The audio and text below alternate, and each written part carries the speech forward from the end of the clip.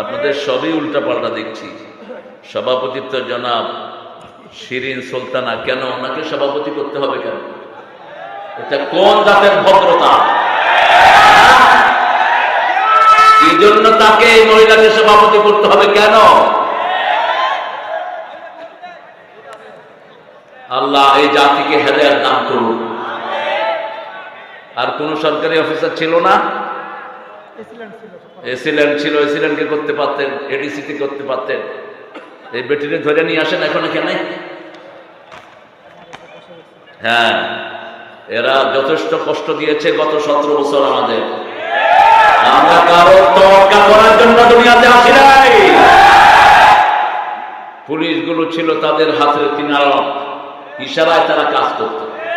আল্লাহ যদি এখন তাদেরকে ভালো করে, ভালো না হলে ওদের লাইন যাওয়া, ভালো হওয়ার চেষ্টা করে। আমরা টাকা দিয়ে অফিসার পালি আর আমাদেরকে পিটায়, আমাদেরকে গুলি করে।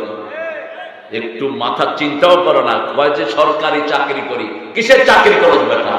তোরে আমরা জিজ্ঞেস করবে কেন তুমি চালিয়েছি, সেই দিন বলতে পারবো না আমি চাকরির জন্য চালিয়েছি। না, রিজিক আল্লাহ দেয়, তুই তার কথা শুনবি কেন? বুখারীতে একটা হাদিস এসেছে, আজকে পড়ছিলাম, 4317 নম্বর হাদিস, বলবো ইনশাআল্লাহ। রাসূল এক জায়গায় কিছু লোককে সেনাপতি একজন নিয়োগ করে যুদ্ধের জন্য পাঠালেন, আর বলবেন তোমরা তোমাদের সেনাপতির কথা শুনবা। ওই সেনাপতি ওখানে যাওয়ার পরে বললো যে তোমরা কাঠ জোগাড় করো, কাঠ জোগাড় করো। সবার কাঠ জোগাড় করলো, বললো এটাতে আগুন দাও। আগুন দিছে, এবারে ভিতরে ঢুকো। এখন সাহাবায়ে কেরাম চিন্তা করতে লাগলেন ঢুকবেন কি ঢুকবেন না। অবশেষে সবাই মিলে বললেন আমরা আগুনে ঢুকবো না। রাসূলের কাছে গেলেন, রাসূল সাল্লাল্লাহু আলাইহি ওয়াসাল্লাম বললেন যদি তোমরা আগুনে ঢুকতা চিরস্থায়ী আগুনেই থাকতা।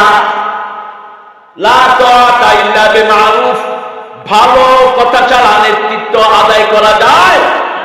কোন খারাপ নেতৃত্ব মানবা না, কোন বাজে কথা তোমরা শুনবা না। জনগণকে বলা হলো গুলি করো, তুই গুলি করলি, তুইও জাহান্নামী। জাহান্নামী তুই গুলি করলি কেন? লা তাআতা লিমাখলুকিন ফি মাসিয়াতিল খালিক, আল্লাহর অবাধ্য হয়ে সৃষ্টির কোনো আনুগত্য করা যায় নাই। আল্লাহ বুঝার তৌফিক দান করুন। মোহাম্মদ জহুরুল ইসলাম বকুল, বিশেষ অতিথি জনাব মোহাম্মদ আব্দুল হাকিম খান, ইউপি সদস্যবৃন্দ মোহাম্মদ আবু তালিব, শাফিনুর ইসলাম, অত্র এলাকার সম্মানিত ব্যক্তিগর্ব, আচ্ছা সানাউল মোর্শেদ, মোহাম্মদ হাসনাত জামান, মাহফুজুর রহমান, মোহাম্মদ মনির হোসেন, দলিল পড়ছি ভালো করে শোনেন, মোহাম্মদ আব্দুল্লাহ ওয়াল, জনাব শাহাদাত হোসেন। এগুলো আগে ছিল, গত 17 বছর একজনের নাম বাদ পড়লে মাহফিল বাদ। কি খাবার? হ্যাঁ, এখনো এই ঘানি টানতে হবে নাকি? এখন মাহফিল যেগুলো বাদ দিবে ডিম পাটানে ছেড়ে ফেলবো। মাহফিল হবে বাংলার জমিনে, কোরআন আর কেউ বন্ধ করতে পারবে না। ঠিক আছে? আগে পুলিশ আসতো ধরতে, এখন আসে শুনতে। কি করতে আসে? শুনতে আসে। আমরাও দোয়া করি, তোমরা আমাদের জন্য দোয়া করবা, আমরাও তোমাদের জন্য দোয়া করবো। আর তোমরা উল্টা পথে চলবা, বদদোয়া দেব ওই হাবিনার মতো আর ওই বেনামি শয়তানের মতো দেশ ছেড়ে ভাগা। ঠিক আছে? কবির বিন সামাদ আমার অত্যন্ত স্নেহের আদরের কথা বলেছে, মাশাআল্লাহ। ও এখন ওয়াজও করে আলহামদুলিল্লাহ। এই হ্যালো, সেটা দিয়ে এলো, এখন ওয়াজে গেল। আল্লাহ ওকে সুন্দর কথা বলার তৌফিক দান করুন।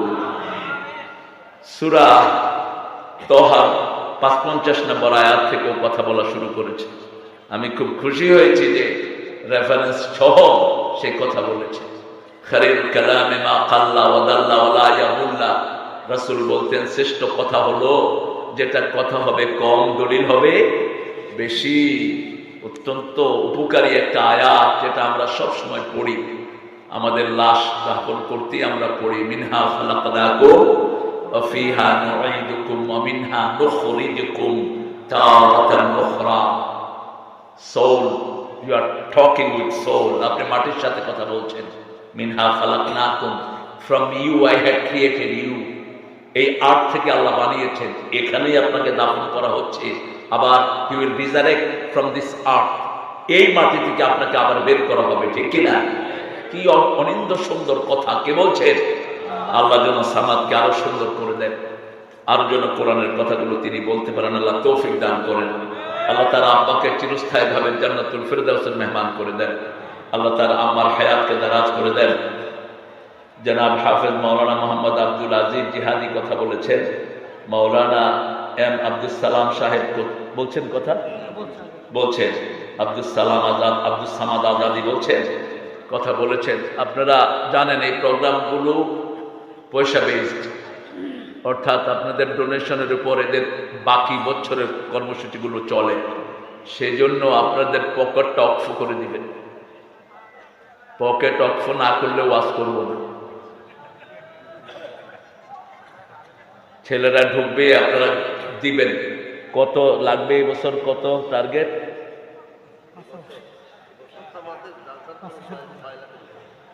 5,000। এই 5,000 দিতে হবে, হবে না? তো ওর মামলাগুলো কি করবেন? ওরা তো ধরে নিয়ে পিড়েছে, আপনার দিচ্ছেন পয়সা, তো না করেন কেন? হ্যাঁ, ডান্ডা বেড়ে দিছে এই শরীরে, আল্লাহ তাও ভালো লাগছে, আলহামদুলিল্লাহ বলেন। ডান্ডা বেড়ে দেওয়া হয়নি, তোমার গুনাহগুলো মাফ হয়ে গেছে। সব নবীরা মিথ্যা মামলা খেয়েছেন।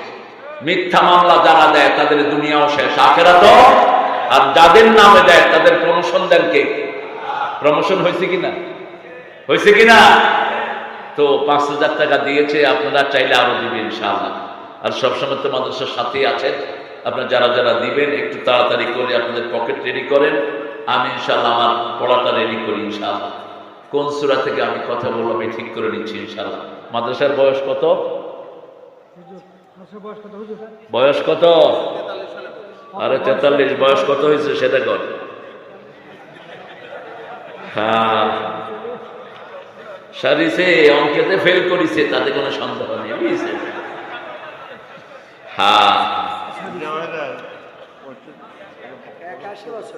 81 বছর। 81 কত বছর?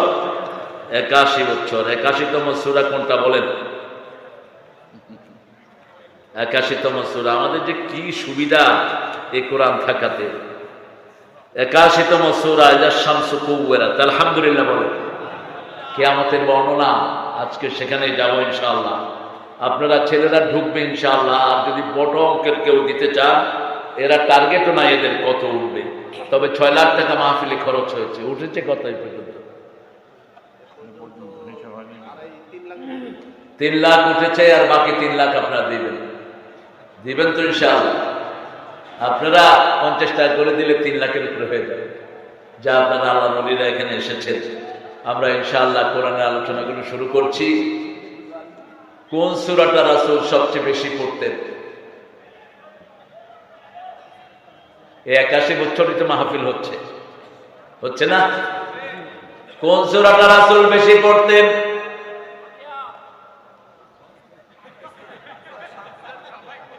এখানে অনেক ওলামা হযরত এসেছেন, আমি যাদের ছাত্র হতে পারলে ধন্য হতাম। স্টেজে সবাইকে জায়গা দিলে ভালো হতো, কিন্তু সবাই উঠলে স্মার্ট স্টেজ হয়ে যেতে পারে, এই জন্য সবাইকে উঠানো গেল না। অনেক স্যাররা এসেছেন, প্রিয় sir, primary, high school, college, ইউনিভার্সিটির স্যার এসেছেন, আবার বৃদ্ধা বনিতা, পর্দার মা বোনেরা এসেছেন, আমার প্রিয় কৃষক ভাইয়েরা। এখানে কৃষক বেশি না শ্রমিক বেশি? কোন নবী কৃষক ছিলেন? কোন নবী কৃষক ছিলেন? আদম আলাইহিস সালাম। আমরা সবাই কৃষকের সন্তান। যে দেশের কৃষি যত উন্নত, সেই দেশটা তত উন্নত হয়ে যায়। বাংলাদেশের কৃষকদেরকে কেউ উন্নত করেনি, এই জন্য দেশ উন্নত হয় না। কৃষকেরা কষ্ট করে ফলায়, মধ্য স্বত্বভোগীরা খেয়ে যায়, ঠিক না ভাবি? এই জন্য বলেছিলাম ডক্টর ইউনূস সাহেব, আপনার কিছু পারেন আর না পারেন, সিন্ডিকেট গুলো ভেঙে দিয়ে যান। যে সমস্ত চোরা সিন্ডিকেট আমার দেশ নষ্ট করছে, এই সবগুলোকে তছনছ করে দিয়ে যান, ঠিক কিনা? আপনারা কষ্ট করে ফসল ফলান, আলু 1 কেজি ফলাতে আপনাদের 20 টাকা লাগে, আপনাদেরকে দেয় 15 টাকা। এর পরের বছর দেখা যায় ওই কৃষকের আলু চাষই করে না। এইভাবে হয় কিনা? হচ্ছে অহর্নিশ। এই জন্য আমরা ইনশাআল্লাহ আমাদের এমন সরকার চাই যারা কৃষি বান্ধব সরকার চাই আমরা, যারা কৃষকের দিকে আগে নজর দিবে। রাসূল সাল্লাল্লাহু আলাইহি ওয়াসাল্লাম যেটা করতেন, কৃষকেরা যা ফলাতো রাসূল নিয়ে নিতেন, রাসূল অধিক দামে নিয়ে নিতেন। জিজ্ঞেস করতেন কাম সামান, কত তোমরা খরচ করেছো? তারা বলতো আমরা 50,000 খরচ করেছি। 1 লাখ দিয়ে নিয়ে নিতেন। ওদের আর টেনশন নাই। এখন জাপান বলেন, অস্ট্রেলিয়া, কানাডা, পৃথিবীর যতগুলো উন্নত দেশ আছে সব রাসূলের নীতি অনুসরণ করে। আমরা মুখে দুরূদ পড়ি কিন্তু রাসূলের আইন আমরা মানি। তারা কৃষকদের এরকম করে। আমি দেখেছি পৃথিবীর বহু জায়গায় কৃষকরা সবচেয়ে ধনী। আমেরিকাতে যান, অস্ট্রেলিয়াতে যান, কানাডাতে যান, বললাম how could be your so rich, তুমি এত পয়সাওয়ালা হলা কেমনে? বলছে দেখো আমরা যাই ফলাই, বছরের শুরুতে যদি আমাদের 10 লাখ টাকা খরচ হয়, সরকার 20 লাখ টাকা দিয়ে তা আগে কিনে নিয়ে যায়। আমাদের আর কোনো টেনশন থাকে না, পাহারাও দিতে হয় না। সরকার ওখান থেকেই তাদের প্রসেস করে তারা নিয়ে যায়। ফলে কৃষক খুব নিশ্চিন্তে তার বাকি সময়গুলো কাটায়। ঠিক না ঠিক? আর আমাদের কৃষক চিন্তা পাহারা দেয়, এরপরে কাটার পরে দাম নাই, 5 থেকে 10 টাকা কেজিতে লস হয়। এরকম কৃষক বেশি না কম? আল্লাহ আমাদেরকে যেন সরকার কৃষি বান্ধব হতে পারে এরকম সরকার আপনি আমাদেরকে দান করেন। এটা কি জাহিদুল ইসলাম? এগুলো তো এভাবে বললে বহু সময় চলে যাবে। কই কি চেয়ারম্যান প্রার্থী? হ্যাঁ, টাকা পয়সা আছে তো? হ্যাঁ, কিন্তু আওয়ামী লীগে দেয় নাই। ও আওয়ামী লীগে হইতে দেন তো চেয়ারম্যান, এবার চেয়ারম্যানই হয়ে গেছে। টাকা আছে? টাকা আছে? আচ্ছা, তাইলে 50,000 টাকা দিয়ে দিই। আমরা সবাই দোয়া করে দেবো, আল্লাহ তোমার জন্য চেয়ারম্যান, এরপরে এমপি, এরপরে মন্ত্রীও বানায় দেয়। দোয়া করে দিলাম আল্লাহ। 5,000 বাকি, 5,000 ক্যাশ দেয়া হয়েছে। সবচেয়ে বেশি কোন সূরা পড়তেন রাসূল বলেন? এগুলো জানলেন না কেন? হ্যাঁ, হুজুররা কয়নি? হুজুররা কি দিয়ে ওয়াজ করে? শুধু গাল গল্প। সবচেয়ে বেশি কোন সূরা পড়তেন? কোরআনের মা কোন সূরা?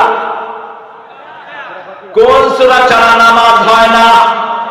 কোন সূরাকে আল্লাহ কোরআনে 1 নাম্বার রাখলেন? এটা পড়ার দিক থেকে 1 নাম্বার, সওয়াবের দিক থেকে 1 নাম্বার, বরকতের দিক থেকে 1 নাম্বার, ফুয়ের দিক থেকে 1 নাম্বার।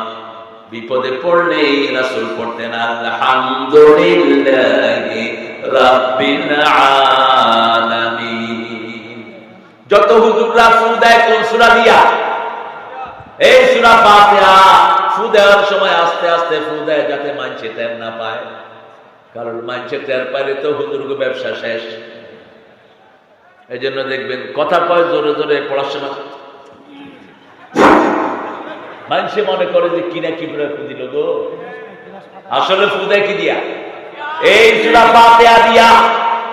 এই সূরা ফাতিহার ভিতরে আল্লাহ পুরো কোরআন দান করে দিয়েছেন। সূরা হিজরের ভিতরে আল্লাহ বলছেন ওয়ালাকাদ আতাইনাকা সাবআম মিনাল মাসানি ওয়াল কুরআনাল আযীম।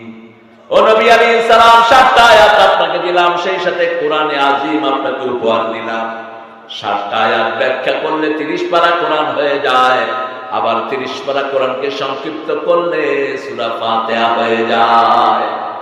মা ছাড়া যেমন সংসার হয় না, সূরা ফাতিহা ছাড়াও কোরআন হয় না।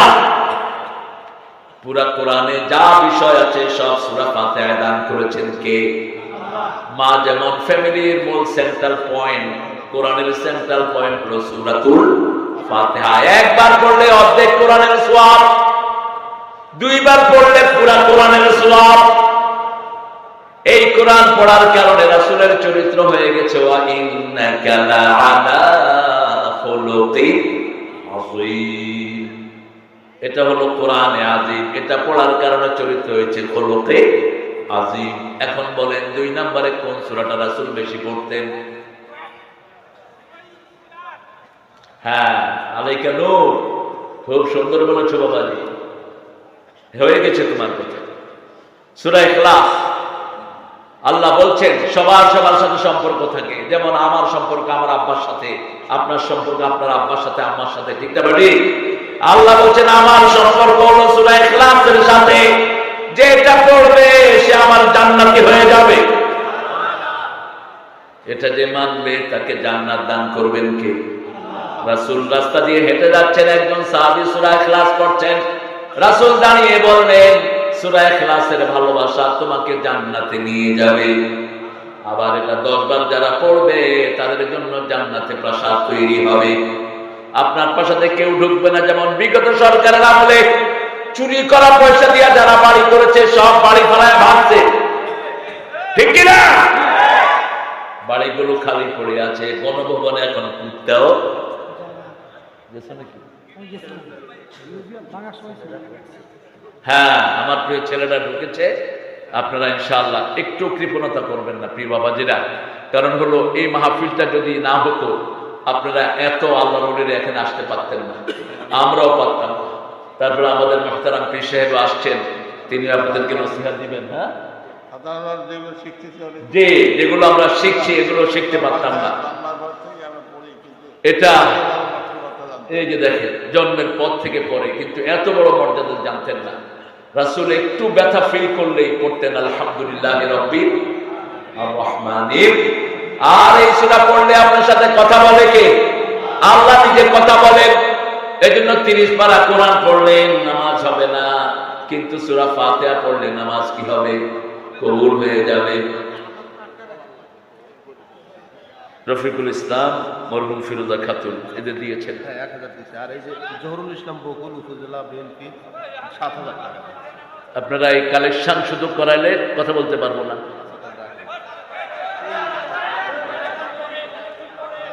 একটু পরে ছেলেরা যা, ছেলেদেরকে আপনারা দিয়ে দেন, আর যারা আনবে এগুলো রেখে দেন, পরে আমি ঘোষণা করে দেবো ইনশাআল্লাহ। আল্লাহ কবুল করুন। হ্যাঁ হ্যাঁ, এখানে রেখে দেন, আমি ইনশাআল্লাহ পরে ঘোষণা করে দেবো ইনশাআল্লাহ। 2 নম্বরে রাসূল পড়তেন সূরা ইখলাস। আমরা একবার পড়বো, এখন জান্নাতে বাড়ি বানাবো, রাজি আছি না? সবাই জোরে পড়েন কুল হুয়াল্লাহু আহাদ আল্লাহুস সামাদ লাম ইয়ালিদ ওয়া লাম ইউলাদ ওয়া লাম ইয়াকুল লাহু কুফুয়ান আহাদ। একজন সাহাবীকে কুবা মসজিদের ইমাম নিয়োগ করেছেন, তিনি শুধু কুল হুয়াল্লাহ পড়তেন। শুধু কোনটা পড়তেন? কুল হুয়াল্লাহ। আপনাদের ইমাম যদি পড়ে রাখবেন, রাখবেন না, কিন্তু রাসূল ইমাম নিয়োগ করেছেন, কেউ বদলানোর সুযোগ নাই, ঠিক না বেটি? তিনাকে বললেন আপনি শুধু কুল হুয়াল্লাহ পড়েন কেন? মাঝে মধ্যে অন্য সূরাও পড়তেন। তিনি বলতেন আমি এইভাবেই পড়বো, মন চাইলে রাখো, না হলে বিদায় করো। সবাই গিয়ে রাসূলের কাছে বিচার দিলেন, ইয়া রাসূলুল্লাহ সাল্লাল্লাহু, আপনার এই সাহাবী শুধু কুল হুয়াল্লাহ পড়ে, 2 পক্ষের কথা যে শুনে না ওরাই অন্যায় বিচার করে, ওরাই হারাম বিচার করে, যেমন করেছে ক্যাঙ্গারু টাইমরা। ওরা বাদীদেরকে কখনো তাদের কথা শুনে নেই। আল্লামা সাইদের বিরুদ্ধে জিনার মামলা দিছে, ওই যে মেয়েটার সাথে এই কাজ হয়েছে, মেয়েটাকে ধরে আছে। তাজুল ইসলাম এখন চিফ প্রসিকিউটর হয়েছে। সে জিজ্ঞেস করছে, মা তোমার শ্লীলতাহানি কে করেছে? সাইদি। দেখতে কেমন? কালো আলকাতরা। বলছে মা তোমার জন্ম কবে? 75। ঘটনা ঘটছে কবে? কবে? 71। জন্ম কবে? গায়েবী, আল্লাহ গায়েব করে দিচ্ছে। এরপরে তাজুল বলল, ইওর অনার দেখছেন কি মিথ্যা নাটক সাজানো হয়েছে। তাজুলকে উঠিয়ে নিয়ে 1 সপ্তাহ পিটানো হয়েছে, আর তাকে কোর্টে আসতে দেওয়া হয় নাই।